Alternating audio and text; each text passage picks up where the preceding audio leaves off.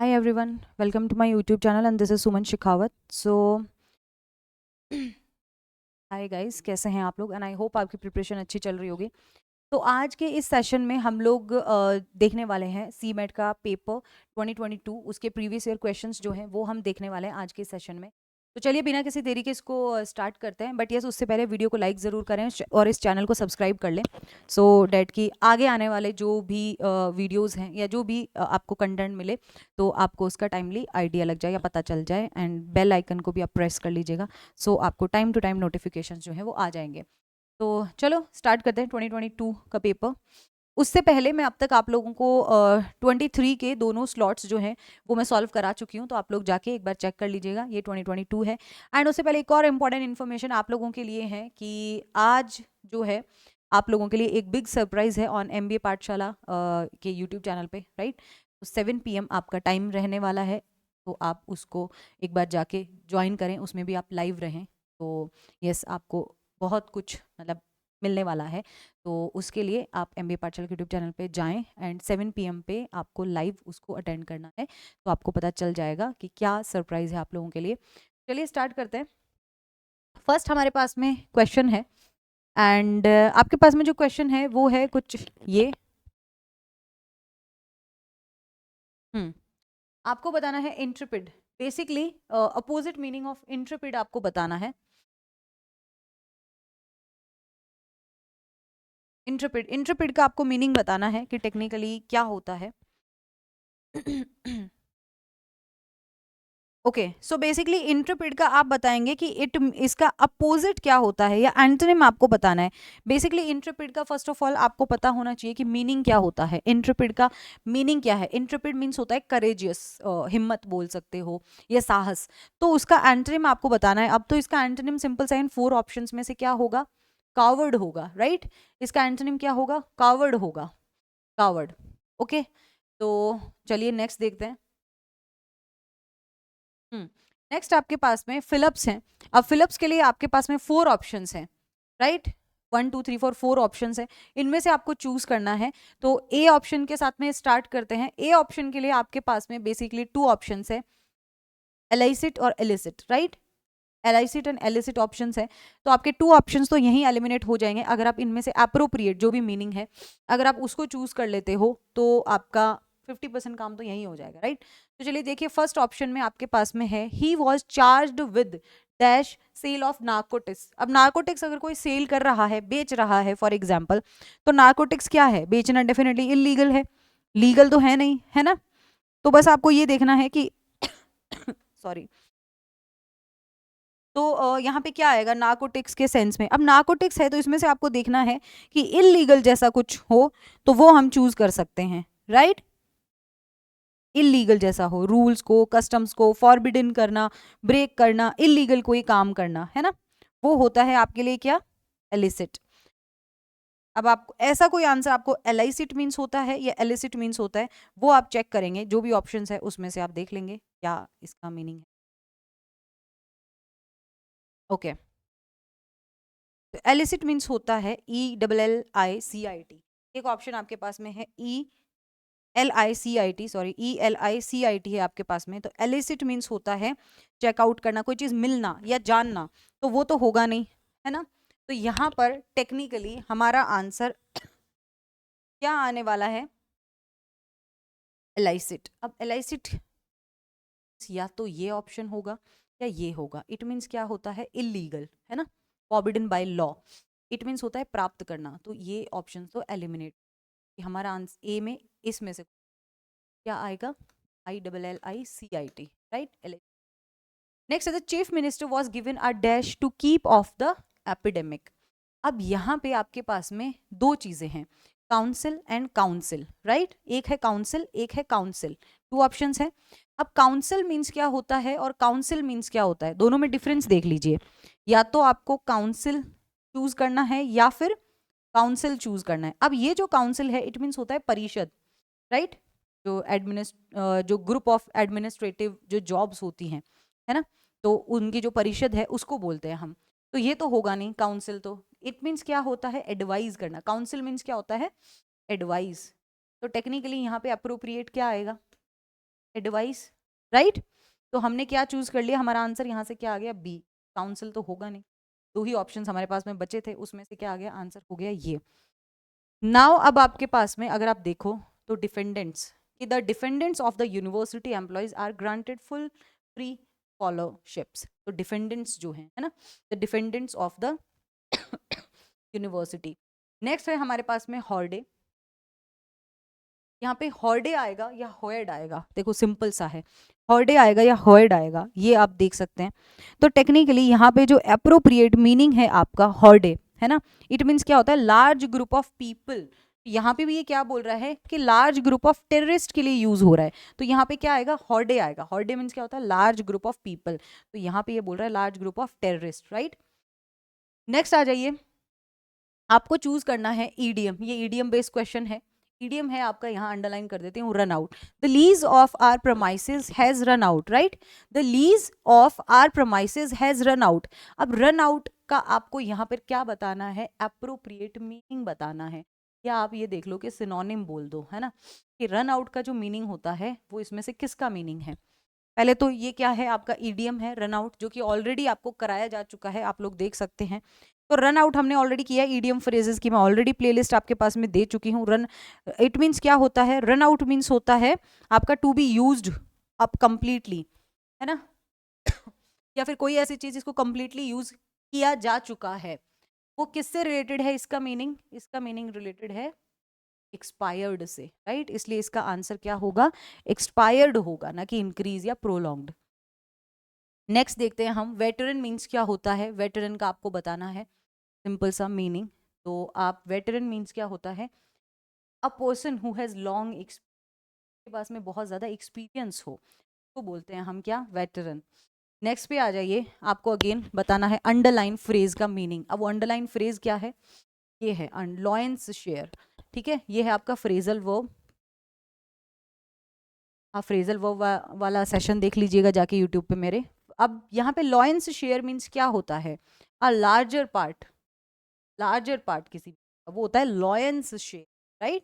क्योंकि पूरा सेंटेंस भी अगर आप देखते हो कि in market economy capital gets lion share in production, it means a larger part of anything. Next पे चलते हैं। नेक्स्ट आपको करेक्ट सेंटेंस यहाँ पे चेक करना है कि इसमें से करेक्ट क्या है ना, अप्रोप्रिएट वे में कौन सा ऐसा सेंटेंस है जो लिखा गया है। देखिए, he made a certainly fool of himself. Certainly को हम अगर किसी व्यक्ति के लिए इम्फेसाइज करके कुछ बोल रहे हैं, तो सर्टेनली का जो यूज होगा ना, वो सेंटेंस के स्टार्टिंग में होगा किसी चीज को इम्फेसाइज करने। तो टेक्निकली ये दोनों आंसर तो होंगे नहीं। अब यहाँ पे या तो ये होगा या ये होगा, certainly a fool he made of himself, या फिर certainly he made a fool of himself. Certainly के जस्ट बाद आता है सब्जेक्ट। अब सब्जेक्ट जो है वो हमारा या तो नाउन हो सकता है या फिर कोई प्रोनाउन हो सकता है, राइट। यहाँ पे क्या है, प्रोनाउन है, तो सर्टेनली के जस्ट बाद क्या आता है, सब्जेक्ट आता है। तो अप्रोप्रिएट आंसर क्या आ गया भैया, बी आ जाएगा। यहाँ पर भी चलिए और देखिए, आंसर करेक्ट आंसर आपको चूज करना है कि कौन सा करेक्ट है कौन सा इनकरेक्ट है। It is nothing else than pride, या फिर it is nothing else but prize. अब सिंपल सा है, आपको यहाँ पे आपको चेक करना है कि इसमें से अप्रोप्रिएट जो है वो कौन सा है, राइट। अप्रोप्रिएट आपको चेक करना है कि भैया कौन सा है, सर्टेनली के साथ में किसका यूज होगा, सर्टेनली बट करेक्ट होता है या फिर सर्टेनली, सॉरी सर्टेनली बोल, एल्स देन होगा या एल्स बट होगा। इजी क्वेश्चन है, कमेंट में अपने आंसर्स जरूर बताते रहें। तो इसके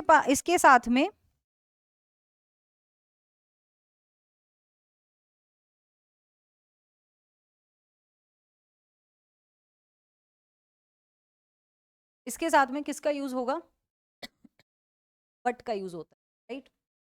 तो ये आएगा इसका फर्स्ट जो है वो इन, सेकंड जो एल्स के साथ बट का यूज। नेक्स्ट पे आ जाइए, सिनोनिम ऑफ कन्फेस। कन्फेस का मीनिंग सिंपल सा है। कन्फेस मीन्स क्या होता है, ये देखो, कन्फेस मीन्स बोलते ना कि कन्फेस करना, इट मीन्स एडमिट करना, मानना। कन्फेस हो जाएगा, एडमिट करना हो जाएगा। नेक्स्ट पे आ जाइए, बस में सिंपल सा है, फ्रेज मैं बता देती हूँ, underline.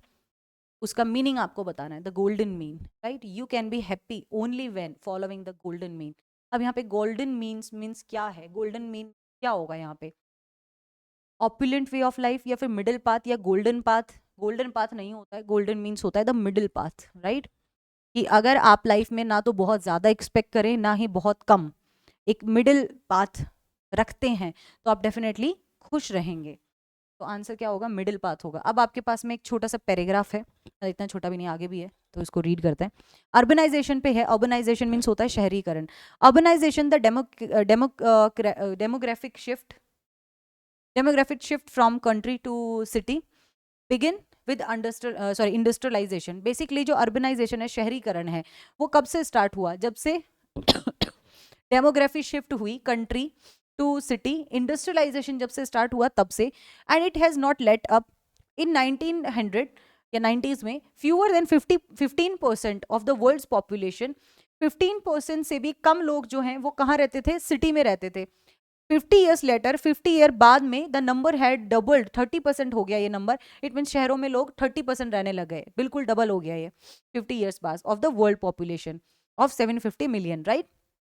Bye 2000 2.9 billion people, 2.9 billion people, और आप बोल सकते हो 47% of the world's population were living in urban areas with the greatest growth occurring in Africa, Asia, Latin America. और in 2007 for the first time of the history क्या हुआ कि the urban population exceeded 50% and by 2050 according to the WHO World Health Organization 7 out of 10 people will call urban areas home। कि 2050 तक तो ऐसा होने वाला है कि भैया 10 में से जो 7 people है ना, वो क्या है, शहरी एरियाज को ही अपना घर कहेंगे।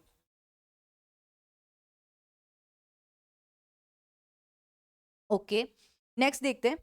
नेक्स्ट पैराग्राफ इज सेइंग कि contrary to common belief fewer than 10% of urban dwellers are residents of mega cities with population। अब मेगा सिटीज कौन सी होती हैं, इनको हम कैसे जज कर सकते हैं, with populations of over 10 million. जो मेगा सिटीज वो होती है जहाँ पे 10 मिलियन से भी ज्यादा पॉपुलेशन रहती हो।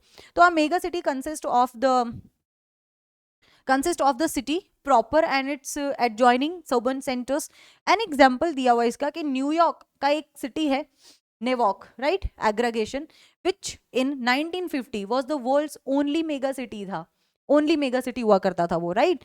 Bye 2011 it was the sixth largest हो गया ये ऑफ 21 मेगा सिटीज में से। अब तब तक ओनली 1950 पे एक ही मेगा सिटी था और 2011 तक आते आते क्या हो गया है कि 21 मेगा सिटीज बन गई हैं, जिसमें से ये सिक्स्थ लार्जेस्ट है, मतलब इससे बड़ी और भी 5 है। And the population of Greater Tokyo, the world's largest urban area है Tokyo, and home to 36.7 billion residents, is forecast to exceed 37 million by 2020। Mega cities जैसे कि Mumbai, Delhi, Dhaka, Lagos, which do not yet appear on top 10 list में भी नहीं आते हैं ये, are steadily moving up to the ladder। About half of the world's urban dwellers live in cities of under 500,000 people and these cities continue to outpace mega cities in growth। ये भी धीरे धीरे बनती जा रही है mega cities. while the benefit of developed infrastructure, अब जबकि developed infrastructure, public transportation system, employment opportunities, better healthcare, education, plus a wide range of services make cities place to live। ये कुछ चीजें हैं कि लोग मजबूर होते हैं या रहना चाहते हैं इन सिटीज में, work, place to live, work and enjoy। they are plagued with enormous problems, बस कहीं ना कहीं enormous problems के साथ में। as engines of growth cities in engines of growth cities have also become engines of population, traffic cognition and waste production and environmental कहीं ना कहीं डिस्ट्रक्शन। आगे ये क्या बोल रहा है,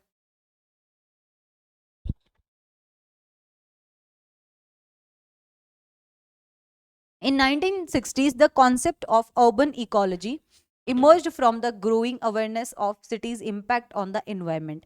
अब 1960 में ना एक कॉन्सेप्ट आया अर्बन इकोलॉजी का, राइट, और इमर्ज किससे हुआ है, फ्रॉम द ग्रोइंग अवेयरनेस, जो अवेयरनेस बढ़ी है सिटीज में उनके एनवायरनमेंट को लेके, कि सिटीज में बहुत ज्यादा पोल्यूशन होता है, बहुत ज्यादा पॉपुलेशन इश्यूज है, तो उसको लेके जो अवेयरनेस बढ़ी है, In 1975, the non-profit organization Urban Ecology was founded in Berkeley, California, with the purpose, और purpose क्या था कि rebuilding cities in balance with nature, कि भैया cities को अब थोड़ा nature का जो है वो बैलेंस आए उनमें, है ना, नेचर के साथ में थोड़ा हो। तो the 1992 earth summit in Rio de Janeiro establish, एक एजेंडा स्टैब्लिश किया इन्होंने, और उसका प्लान क्या था, for sustainable development of cities. And in 2002 1200 representatives from 80 countries participated in the first World Urban Forum, making urban ecology sustainable eco-cities based on environment, economy, education, equity, and more than just a nice idea. Okay अब आपको देखना है इसमें कि match करना है, match the following है ये, जो भी अंडरलाइन वर्ड्स या फ्रेजेस हैं, है ना। अब देखो यहाँ पे फर्स्ट आपके पास में स्टेटमेंट है कि reaching a higher position, reaching a higher position, it means क्या है, आप इसमें से कौन सा ऐसा है जिससे आप रिलेट कर सकते हो, right. Mega cities like Mumbai, Delhi, Dhaka, Lagos, which do not yet appear on the top 10 list, are steadily moving up the ladder. It means कहीं ना कहीं वो क्या है, हायर पोजीशन पे पहुंच रहे हैं। तो ए का आंसर तो क्या होगा भैया, 1 होगा। इसके साथ कौन सा मैच कर रहा है, ये दोनों का मीनिंग सेम है, इसका ठीक है। ए का 1 कहाँ नहीं है वहां रिमूव कर दो, आई मीन उसको एलिमिनेट कर दो। यहाँ पे है, बी को चेक करो, सीरियसली सफरिंग फ्रॉम। अब ये जो सीरियसली सफरिंग फ्रॉम है, क्या हम इसको कहीं ना कहीं मैच नहीं कर सकते हैं, सीरियसली सफरिंग फ्रॉम इसके साथ में होगा, they are plagued with the enormous problem.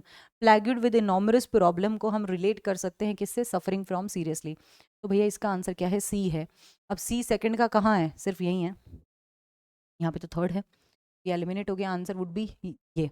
अब बी को देख लो बी कह रहा था benefits of development infrastructure, public transportation system, employment opportunities, better health care and education plus a wide range of services make cities the place to live, work and enjoy. तो हम B को क्या relate कर सकते हैं, the absolute best, right. And something not very practical को हम किससे कर सकते हैं, just a nice idea. Just a nice idea means कि वो प्रैक्टिकल ना हो बट एक अच्छा आइडिया हो बट उतना प्रैक्टिकल ना हो। तो टेक्निकली हमारा क्या आया, सी आ जाएगा।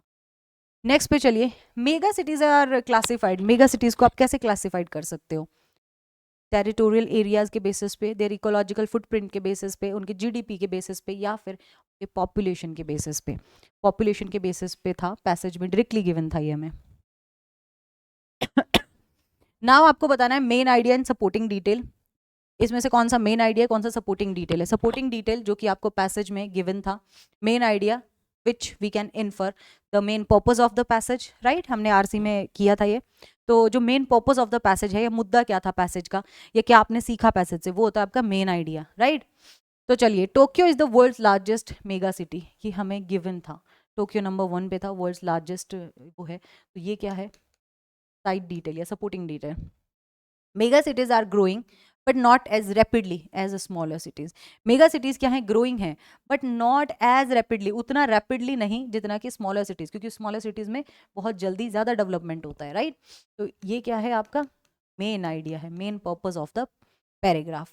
तो देख लीजिए सेकंड मेन आइडिया कहाँ है, यहाँ है, और first supporting detail, answer would be B. What does the phrasal verb, एक लेटअप मीन्स क्या होता है, लेटअप मीन्स क्या होता है, to come to an end, to be less successful, to be not working, या फिर to be less strong. Let up means बताइए।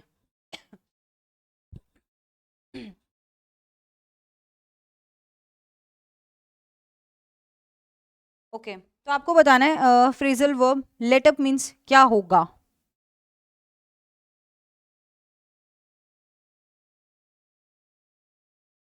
इजी क्वेश्चन है।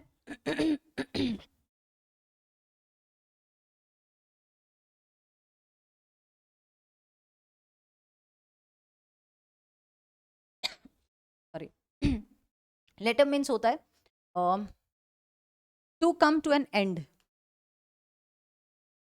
नेक्स्ट आपके पास में पेयर है, पेयर क्या है वो देख लो, वेल एंड पॉड। अब क्या रिलेशन है, वो सेम रिलेशन आपको वहां देखना है। First of all you should know कि यहाँ पे क्या रिलेशन। देखो वेल का जो ग्रुप ऑफ वेल जो है उसको हम क्या बोलते हैं, पॉड बोलते हैं। वहीं क्या आप ग्रुप ऑफ कार को गैरेज बोलते हो? नहीं। क्या ग्रुप ऑफ हैंड को फिंगर्स बोलते हो? नहीं। क्या ग्रुप ऑफ प्लांट्स को स्प्राउट्स बोलते हो? नो। ग्रुप ऑफ वॉल्फ को क्या आप पैक बोलते हो? यस। तो आंसर क्या है? ए। नेक्स्ट पे आ जाते हैं, identify the correct direct speech. Okay, आपको डायरेक्ट स्पीच बताना है, इसमें से करेक्ट डायरेक्ट स्पीच क्या होगा? Okay, my teacher told me that I am not working hard.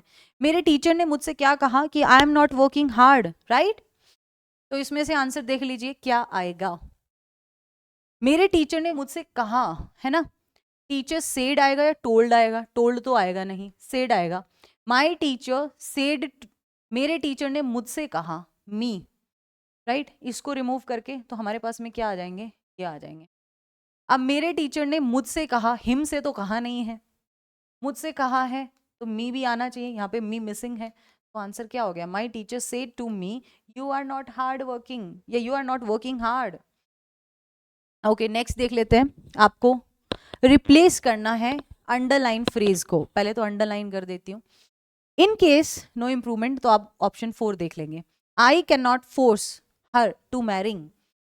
इसमें कोई प्रॉब्लम है क्या? ये बताओ। देखो, टू के साथ में जो भी आपका एक्शन वर्ब होता है या मेन वर्ब होता है वो होता है इन फर्स्ट फॉर्म, राइट? कहाँ होता है? फर्स्ट फॉर्म में। तो यहाँ फर्स्ट फॉर्म में देख लो, टू के साथ मैरी है, मैरिंग नहीं आएगा, टू के साथ मैरी आएगा, फर्स्ट फॉर्म आएगा। नेक्स्ट पे चलते हैं, find the correctly spelled word. आपको करेक्टली स्पेल्ड वर्ड देखना है, क्लैप्टोमेनिया। और क्लैप्टोमेनिया का आंसर क्या है? मतलब करेक्टली कहाँ है उसका? यहाँ क्लैप्टोमेनिया होता क्या है? एक जो डिजायर होती है ना, बहुत ज्यादा वाली, एक्सेसिव डिजायर ऑफ स्टीलिंग, चीजें चोरी करने का, उसको क्लैप्टोमेनिया बोलते हैं। नेक्स्ट देखते हैं, that there would be thunderstorm today was dash by the weather experts. यहाँ पे क्या आएगा? वॉज के अकॉर्डिंग। फोर टेल का जो आपका पास्ट फॉर्म होता है वो क्या होता है? फॉर टोल्ड होता है या टेल्ड होता है? फॉर टोल्ड होता है। चूज द करेक्ट प्रेपोजिशन आपको चूज करना है, सिंपल सा। Rupam hasn't seen her father dash last September. देखो, यहाँ पे ऑन आएगा, इन आएगा, फोर आएगा, या क्या आएगा? ऑन का यूज किया जाता है स्पेसिफिक डेट्स या डे के साथ में, जैसे ऑन मंडे, या डेट्स होती कोई तो भी कर सकते थे, यहाँ डेट्स नहीं है। इन, इन होता है ड्यूरेशन टाइप का बात हो रही हो, जैसे इन वीक हो सकता है, या फिर इन ईयर भी हो सकता है, ये भी नहीं होगा। फोर एंड सिंस में क्या डिफरेंस है? एक पीरियड ऑफ टाइम के लिए आप किसका यूज करते हो? पीरियड ऑफ टाइम के लिए आप फोर का यूज करते हो। फोर का यूज जैसे, जैसे कि आप यहाँ पे लास्ट सितंबर ना गिवन होता, for a year, for 5 years, इस टाइप से कुछ गिवन हो तो आप कर सकते हो। जहाँ पे आप स्पेसिफिकली टाइम काउंट नहीं कर सकते, ना ही निकाल सकते हो, कैलकुलेट नहीं कर सकते हो। बट लास्ट सितंबर के साथ में किसका यूज होगा?